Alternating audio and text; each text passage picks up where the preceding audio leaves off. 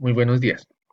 Después de mirar la configuración de ciclos en cascada y revisar algunos criterios para selección de refrigerante, vamos a continuar con un par de modalidades que son interesantes: refrigeración con amoníaco y mezclas de circuitos. Un circuito que mantiene el refrigerante en estado gaseoso por el método de compresión y evaporación, y otro que es el medio de enlace a un proceso en el cual no puede estar el refrigerante que habitualmente hemos manejado.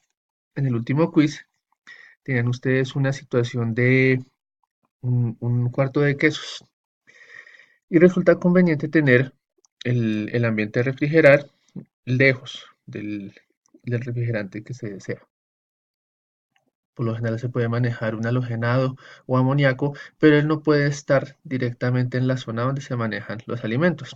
Hay que utilizar otro tipo de configuración con la que terminaremos este video. Volvamos sobre el caso con el que empezamos sugiriendo la necesidad de refrigerar.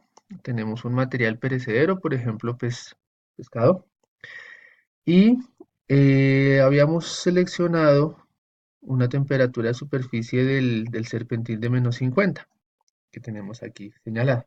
Miremos ahora cómo se comporta el ciclo con amoníaco. Ya habíamos trabajado con 134A, 140, combinaciones, y el COP había logrado ascender de 1,4, que fue solo con refrigerante 100 de 410A, a algo cercano a 1,6.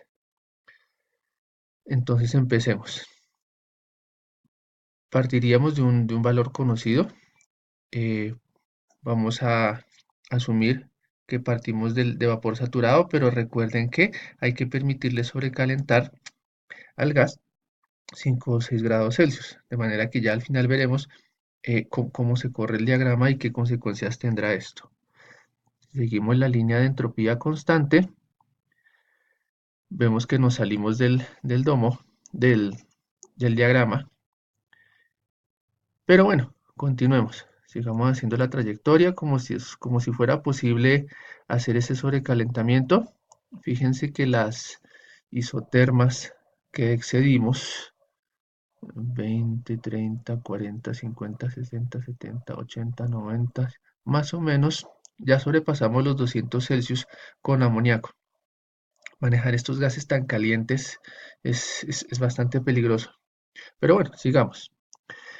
De alguna manera, ese gas tan caliente lo logramos manejar, lo condensamos y llegamos a la zona que queremos enfriar. Ok, teóricamente lo hicimos, pero prácticamente tenemos esta zona extremadamente caliente con un gas que es corrosivo, lo cual no es posible manejar. Vemos entonces que hay el criterio mecánico de trabajo del refrigerante. En muchos casos, a partir de este calor latente que disponemos del refrigerante, podemos decir, ok, amoníaco es la mejor opción, pero el manejo mecánico, el manejo técnico de este refrigerante, a pesar de ser la mejor opción, por cuenta del comportamiento de las líneas de entropía constante, nos conduce a bastantes riesgos después de la evaporación.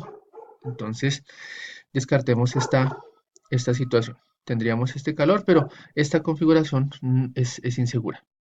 Entonces, si fuera solamente por este criterio, no podríamos decir que amoníaco es el mejor refrigerante para estos casos.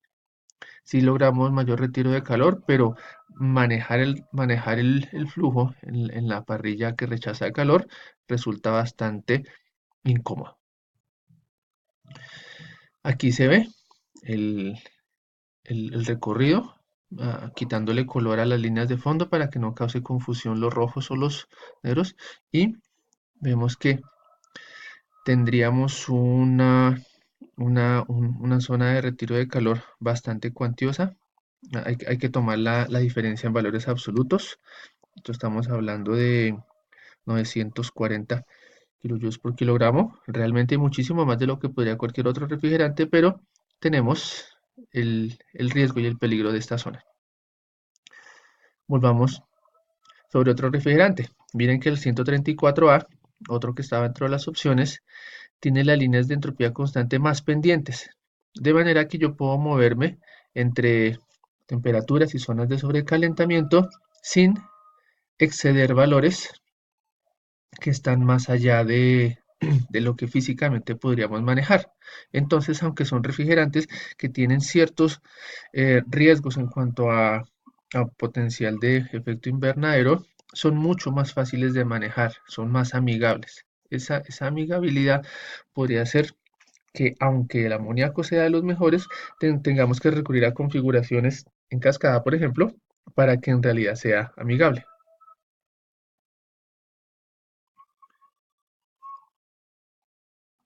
Miremos lo que ocurre con los materiales adicionalmente. El, el 134 o el 134A, perdón, sí, usualmente se maneja para refrigeración de algunos líquidos. Aquí lo que vemos es la foto del interior de un recipiente de refrigeración para cerveza.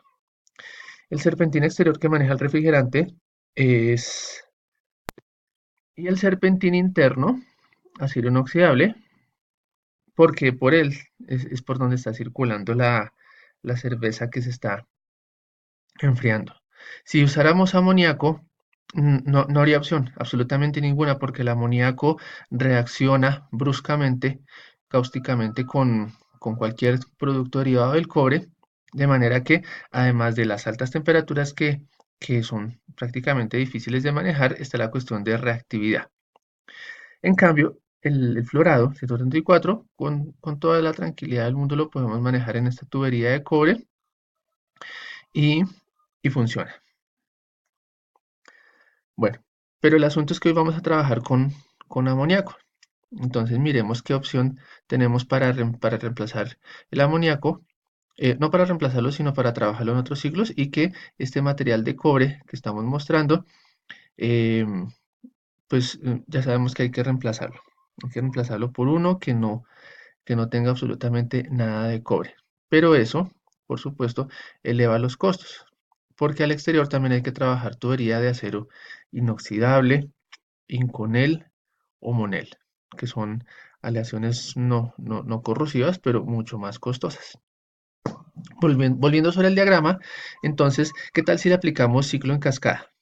Empecemos de nuevo, hacemos el recorrido. Esta vez paremos en una temperatura más o menos fácil de manejar, 85 me pareció que está bien, y hagamos la condensación. Recuerden que para establecer el ciclo en cascada hay que ensamblar otro ciclo. Le voy a dejar 20 Celsius de diferencia a esta isobara. Cuando nos devolvemos, estamos en la zona de saturación tocando la de -10, entonces voy a elegir la de -30. Y continúo con un ciclo, el cual también va a tener amoníaco. Aquí, ¿qué pasa? Recuerden que para el pescado tenemos que llegar a una temperatura en la zona de saturación de 42 que le corresponde más o menos a 2 megapascales. Cuando llegamos a 2 megapascales, otra vez nos estamos acercando a zonas bastante inseguras. Ya estamos tocando nuevamente 200 Celsius y es un gas caliente que resulta bastante complicado manejarlo en esta situación. Bueno, entonces resulta que la configuración en cascada elegida en este momento no funciona. 190 grados. Volvamos. Primer ciclo. Esta vez dejémoslo sobrecalentar un poquito más. 115 es una temperatura manejable. Completemos el ciclo. Y manejando una diferencia de temperaturas de -20, aunque 10 podría ser, si ustedes miran que al elegir el 10 podemos llegar fácilmente a la presión que necesitamos para que haya los 42 de la zona que hemos venido trabajando para el pescado con varios tipos de refrigerantes. Completamos 130, que es una temperatura que sí es más manejable que los 200. Completamos el ciclo y en esta configuración sí hemos logrado establecer un circuito amigable de refrigeración en cascada utilizando amoníaco.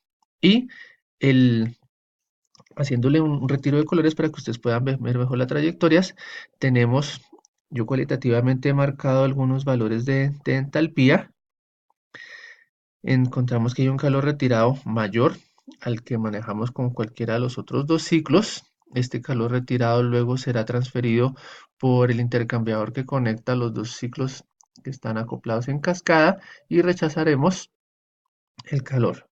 Hay dos trabajos, hay unos puntos de entalpía que hay que ubicar para tener el primer trabajo de compresión, luego el segundo trabajo de compresión y también hay que ubicar otro valor de entalpía para tener finalmente el calor rechazado.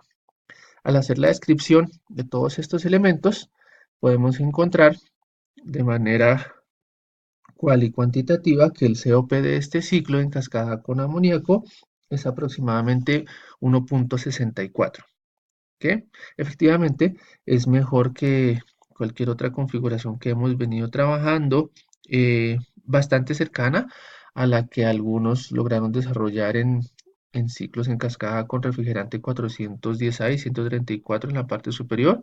He revisado, algunos están por el lado de 1.54. Sin embargo, en este caso con amoníaco llegamos a 1.64. Pero fíjense que hay que establecer la posición de las temperaturas de los bucles que se acoplan en cascada para que haya un manejo seguro, porque saliéndonos de esta zona el material se vuelve riesgoso en su manejo, son temperaturas excesivamente altas, aunque ya veremos más adelante que hay una manera de aprovechar esta situación y es utilizar todo ese gas sobrecalentado para calentar agua. Ese calor, los 1360 kilojoules sobre kilogramo de este caso, podrían convertirse en una opción de cogeneración y nuestro refrigerador, además de dar el frío que necesitamos para la conservación del pescado, en el lado externo sirve como fuente de agua caliente o de vapor. Hay un modo de trabajar este ciclo y es tener en la parte roja el amoníaco, que él enfría una sustancia y esta sustancia sí sea la que entra en contacto con el medio a refrigerar. Por ejemplo, aquí lo haríamos con propilenglicol. Aquí está la tabla de las temperaturas de congelamiento que se logran a diferentes concentraciones. Ya vemos que hay que adicionar un anticongelante para que no se nos pase a sólido el material que queremos enfriar. Un caso clásico sería el enfriamiento de fermentadores.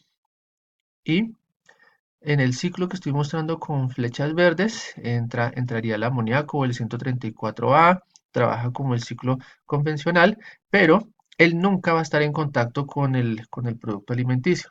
Él enfría a una sustancia secundaria y esta sustancia secundaria es la que se bombea y sí efectúa el enfriamiento. A esto lo llamamos refrigeración indirecta. Podríamos entonces tener el, un ciclo de refrigerante 134 o amoníaco y conectarlo a otro con agua con glicol para enfriar un producto alimenticio. Algo semejante ocurriría en la licuefacción de gases, pero es una situación que solamente la dejo en mención porque más adelante la veremos cuando estemos tocando puntualmente en una sesión particular licuefacción de gases. También hay otra manera de trabajar el amoníaco y es tener un ciclo que funciona con el desempeño típico de compresión, evaporación, pero no comprimirlo directamente y rechazar calor, sino enviarlo a un absorbedor. En este absorbedor, el amoníaco gaseoso formará disolución de amonio. Luego esta disolución de amonio se destilará para recuperar el amoníaco que tendrá que volver al ciclo de refrigeración y la solución destilada se utiliza nuevamente como medio absorbente.